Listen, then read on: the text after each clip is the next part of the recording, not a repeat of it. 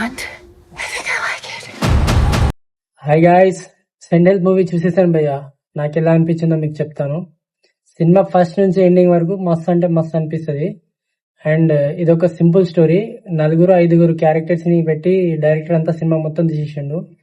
Just ఇద్దరు, మనకు major part అయితే ఇద్దరే కనిపిస్తారు, ఇక మిగతా అంతా ఏముండదు. అండ్ సినిమా వచ్చేసరికి మీకు స్టార్టింగ్ లో ఒక కంపెనీ ఉంటది. ఆ కంపెనీ వాళ్ళు కొంతమంది టీం అంతా బ్యాంకాక్ వెళ్తారు. ఎందుకు వెళ్తారు అనేది మీరు సినిమాలో చూడండి.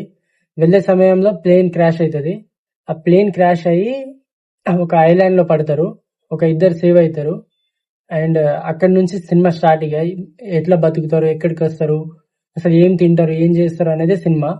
అండ్ ఫైనల్ గా వచ్చేసరికి మనకు మీరు ఎక్స్పెక్ట్ చేయరు సినిమా ఏమైతుంది, ఎలా అవుతుంది అనేది అస్సలు ఎక్స్పెక్ట్ చేయరు. అంతా బాగుంటాయి.